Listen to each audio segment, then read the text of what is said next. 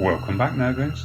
I wanted to get back into more of the collecting side of the hobby for a while now, and do a bit of a deep dive into how I go about formulating a plan to build an army. As you may well know, I've been busily collecting Chaos Dwarfs for the last few months, but what led me to build such an expansive collection? What inspires me to collect these miniatures, and what's the end product supposed to look like? All this and more as I discuss how I've gone about collecting Chaos Dwarfs. But before we start, be sure to like, share, subscribe, and ring the tallyman's bell so you don't miss an update. Right, onwards and upwards. My Chaos Dwarf army once stood as mere allies to my Chaos army, numbering only a couple of units of Chaos Dwarfs from a few different manufacturers, namely Essex Miniatures and some of Delaney King's Ewell Dwerger. I got these models simply because they suited my style, and I really wanted some Chaos Dwarfs in the army, as they're truly old school, and give a different slant on the Chaos theme. When I got them, I really wasn't planning on getting a whole load more anytime soon after. However, as I came across a few different manufacturers such as Ewell Clan, and started to get a bit more into Orcs and Goblins, the core of the army began to take shape.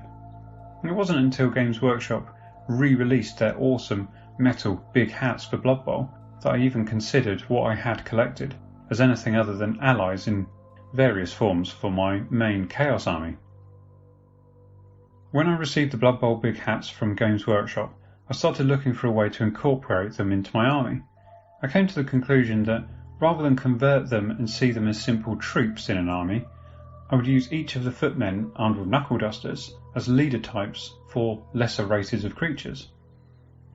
Initially, I only had a single regiment of 20 goblins that was ready for battle, so I removed one of their number and painted one of the Chaos Dwarfs up and added him to the unit. This change of leadership really made the unit pop, and I started to think up a reason a Chaos Dwarf might turn up leading a group of slaves in the first place. In a moment of madness, I dreamt up the idea that the Chaos Dwarfs would be just as unruly as their Western counterparts when it comes to drink, and that games would undoubtedly be played. By games I mean gambling. So to that end, I figured it wouldn't be that much of a stretch to have the losers of various games of chance have to don the dunce hat and lead one of the slave units in the next battle. Being a stickler for unique models, I've used all of the regular footmen from the Blood Bowl set, which is 4 unique models. This gives me 4 units of slaves that can be led per battle. I always liked the look of big hats. However, they were never on my radar for the army until I came across some price to sell on eBay. I've never been a fan of paying a premium for plastics that were mass produced, but at a few pounds each and all being sold from the same vendor, I managed to get a sizable unit, including some metal chaps too. As I already had the Bull Centaur from the Blood Bowl set, I decided he would make a great unit champion, so built the unit around him. I really didn't want a generic unit made up of the same plastic model, however, so I bought some metal proxy hats from Admiralty Miniatures on Etsy. After clipping a bunch of hats off and cleaning the joins up best I could, I had a large unit of big hats ready to go. I waited on eBay for the Axemen command team to become available and managed to get them for a decent price too, after a time. Moving on from the big hats, I started looking at greenskin models that I'd liked for a while. After all, what kind of Chaos Dwarf army leaves their slaves at home when they go to battle? With this keenly in mind, I started to formulate a greenskin wish list in my head. Without doubt, one of my favourite sets of orcs is Harboff's Orc Archers. I'd already got them painted by my good friend Littrick and had them based up as allies for my Chaos army. I decided that they would be better suited to supporting the Chaos Dwarfs, so I added them to the army. This became a bit of a search for other named units of orcs. Ruglad's Armoured Orcs soon joined the wish list, and I eventually found them for a decent price on eBay too. By adding a few different Orc Spearman sculpts, I fleshed out the unit to a reasonable size of 12 to match Harboff's boys. It was then that I figured I would base each of the characters that led my units in the army on hexy bases to differentiate them from the rank and file and make them stand out a little bit more. Staying on the subject of greenskins, I'd always loved the plastic greenskins from, I think it was 3rd edition box set, so I resolved myself to get some of those too. Being pretty piddly little fellas, thought it might be fun and impressive to have both the bowmen and spearmen in large units. Bearing in mind goblins aren't impressive in themselves, this would be difficult without a whole lot of them, so I plugged for a unit of 100 each. Of course, units like these would need decent leadership to hold them together, so I got a full metal command team for each of them. To bolster the bowmen and to highlight the fact they're night goblins, I got 3 fanatics and a shaman to boot. The bowmen probably got the better deal, but the spearmen have got the original Slaughter Grom the Paunch model as their unit champion, so I didn't feel too bad about not giving them any fancy extras. The final piece of the greenskin puzzle came in the form of some mounted troops. Now, I do have some of Clam's Sterling Chaos Dwarfs mounted on boars, and they are almost complete too. However, more specifically along the greenskin route, I wanted to include Wolf Riders, as I like the models and I wanted some older looking mounted orcs too. For these I ended up with some great old Grenadier sculpts, also mounted on wolves. Now I was going to use my Goblin King's chariot too, however I'd already nabbed that for my Chaos Nergling army and glued a great unclean one on it, so chariots were out. Instead of chariots, I went for some great orcs in the form of a Ralpath Ogre, a Merleton Samurai Great Orc, and a Citadel Chaos Marauder from Antiquity. They are a good solid trio and have been based up, confusingly, on 30mm square MDF bases. Their sheer size and imposing nature required slightly larger bases than normal. However, after having mocked up the models on 40mm squares, they simply didn't look right. Plus, I'm always looking for an opportunity to use MDF bases whenever possible, as I consider it quite an old style way of basing, and you know I love the nostalgia factor. To add some flesh to the bones of the slaves, I've also included a couple different manufacturers worth of mutants and oddballs, namely in the Eureka and Pendragon miniature collections. They're a real mix of weird sculpts, mostly half-animal hybrid types that really look like they've been touched by chaos. In addition, I have a unit of what I like to call Darklings, otherwise known as Dark Halflings, those who followed the Chaos Dwarfs down the road to damnation. In this regard, I have a Halfling, or rather Darkling Hot Pot, and a unit of 20 diminutive chaps with various weapons led by a witch, and a character in the form of a Skeksis-type bird creature. Finally, with our minds on various types of slaves, I thought it would be cool to include a more independent type of goblin, so I've included some fab armoured goblins from Midland Miniatures in a unit of 20. Characters-wise, I'm using the various models available from Ewell Clam, based on hexes as my cohort of special characters. I also managed to get one of the Marauder Skull-Faced Chaos Dwarfs, so based him similarly, and I also have the Master of Madness, who I think may just be the army general, although I'm unsure as to whether or not I will get Astrogoth yet. If I do, he will undoubtedly be the general, as he is truly legendary. Slaves down. Next we have Beastmasters. No Chaos Dwarf army will be complete without plenty of slavers, and in my mind Beastmasters certainly can be classed as slavers of a kind. I already had some different sculpts to represent Beastmasters in the army, and started going through my Chaos Army collection to try and find what I could fit into this niche. I really wanted the classic Marauder Beastmaster, who came with a load of different Chaos Hounds. He was assisted by, funnily enough, a Chaos Dwarf Handler and a Dark Elf too. I managed to find the 3 of them and got the Chaos Dwarf painted up in no time at all. I then found a few more models, such as a Black Orc Slaver, a couple of human slavers, and before I knew it, I had a whole team of Beastmasters and slavers to guide my beasts to battle. Once I had the slavers, I started getting the beasts and whatnot. Chaos Hounds, a large converted dinosaur, some squigs, and an old brass sculpture of a lion all joined the team. I had already completed my Slave King model I built from a Chaos War Shrine and Ralpath the Throne of Bone, so now we had a plethora of chaps to boss around. Beastmasters aside, I have a couple of units of Hog Goblins, I'm currently waiting on catching a mounted Hog Goblin Khan model to mount on a temple dog that I have who needs a rider. The Hog Goblins don't feature too much in the army. A single unit of 20, the dog rider when I get him, and of course the crew of my Juggernaut. I didn't want to really dwell on the Hog Goblins as I wanted to concentrate on a large number of general orcs and goblins, and their animosity between each other would be a nightmare to contend with.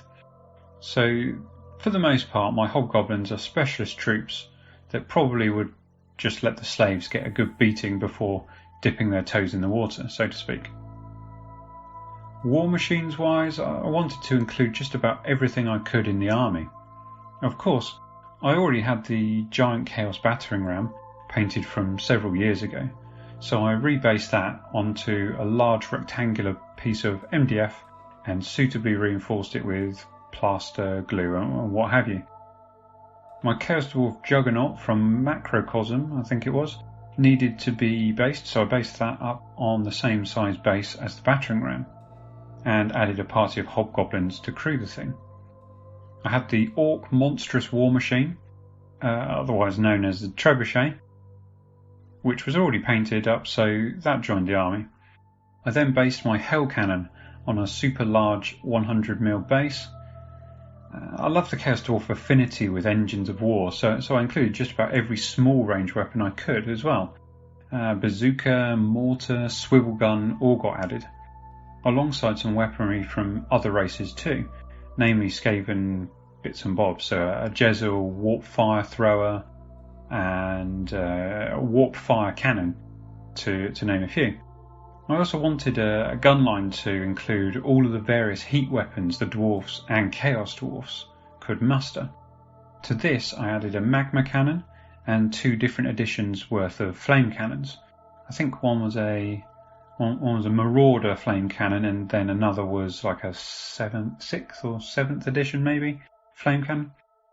To support these heavy cannons, I managed to find an original Chaos Dwarf Arse cannon to add to my 2 proxy models and complete the set. I think so. I've got one from Citadel, one from Old School Miniatures, which is awesome, and then I've also got another one from another manufacturer, but I can't remember what manufacturer it is. Staying on the topic of war machines, I was browsing the Scotia Grendel website and came across the awesome War Golem range of models. At £13 per War Golem, and each standing taller than your standard Dreadnought, I just had to have them. Unfortunately, I then realised that there were 6 of them in the collection, so I ended up buying them all. As large resin pieces, they aren't made from the best material in the world. However, as imposing constructs, I'm sure they'll look the part when painted suitably in rust and grime. I started by gluing the first to a 50 by 100mm base. This didn't look great, however, and emphasised the width of the model rather than sort of the chunkiness of it, so I brought some 80mm squares to rebase them, and this turned out much better. Their construction leads them to look a bit flat, so I wanted them to have more of a square base and rotate the torso slightly to make them more dynamic. To add some more muscle to the troops, I found a reasonably priced Lamassu kicking around online, snapped him up. In addition to this fab model, I found that Commonixinas, who do a huge range of Blood Bowl miniatures, actually have a wide variety of bull centaurs available at very good prices. I bought 3 of these to add to the army too. I've been considering getting some fire giants to add to the army, however, have yet to find any suitable style, so that's on the back burner at the moment, pun intended. For allies, I'm quite keen to utilise my Khorne Demon army, as I think they fit in well with the look and feel of Chaos Dwarf magic. However, I don't really think that I will ever need any more than what I already have to field in the army now. I have seen a couple of Chaos Dwarf armies fielding Balrogs in their role as greater demons of Hashut, so that is definitely a road I may travel down in the near or not too distant future, as I really love that aesthetic. Alongside the Demon Allies line of thinking, I've always considered Minotaurs to be true followers of Hashut. They are, after all, made in his form, and would surely prowl the wastelands of the Plain of Zar. I've 3 painted already and waiting for my Beastman army, which I haven't started yet, so I'll probably make use of them too. I have another 7 that need to be painted, again some from Midland Miniatures, which I think are the best sculpted Minotaurs available, and some from Citadel as well. Of course, I still have my Chaos Dwarf baggage train, which has a whole load of fun critters attached to it, so that will be included in the army. If you ever need a non-combative model or just a characterful modelling project aside from the main army, I always recommend getting yourself a baggage train. They give a real sense of old school style to an army, and you can make them as characterful as you like to boot. Mine is from Old School Miniatures, which is one of my favourite Chaos Dwarf manufacturers. I have a few odds and ends that don't really fit into any other area in the army.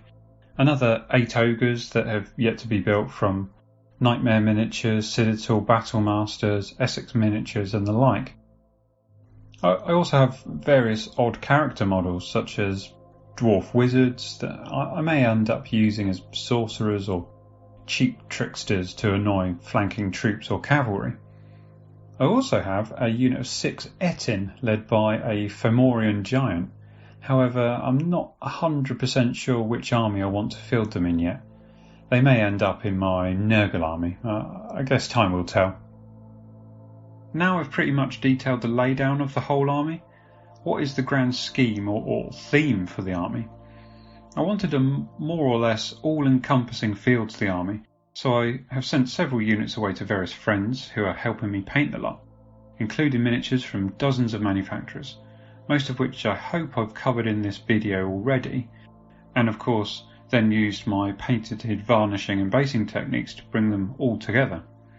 At a guess, I would say I'm about a third of the way through the project, with about 200 miniatures complete so far, and another 350 or so to do. So, with a keen eye on the large number of models that still need to be painted, I thought it would be interesting to detail what the end result for this army is going to be. As some of you already know, I'm planning on writing a book dedicated to them, loosely in the style of the Realms of Chaos books from the 80s and 90s. It will have various fluff from my own world that I've been building, lots of my own illustrations and maybe some hired help in that regard. Finally, there'll be plenty of army shots, maybe dioramas and of course heavy metal style pictures to highlight the glorious models that would have made the project what it is. I'm currently unsure as to just how much of the Realms of Chaos books I'll be able to emulate due to IP concerns, so we'll be in touch with Games Workshop to ensure I don't step on any toes or tails. In the meantime, however, there are a whole load of models to build and paint, terrain to start designing, building and painting, and of course illustrations to get drawn. As you can see, this is going to be a huge project, and I don't really anticipate it being finished any time in the near future. In fact, I doubt I will have the time to dedicate to it before I retire from my current job. That is, of course, unless some generous benefactor pops along and drops a whole heap of money on my head or I win the lottery. So, with that in mind, I think I have pretty much summed up this whole project in a single video. I hope you found this style interesting. It certainly is a departure from most of the content that I produce. Fingers crossed this will help any aspiring collectors out there with some ideas for troops, units or models in general when collecting the venerable Chaos Dwarfs. Thanks very much for watching. Be sure to comment, like, share, subscribe, ring the tallyman's bell, all that good stuff to keep up with whatever it is I'm planning on doing next. Peace.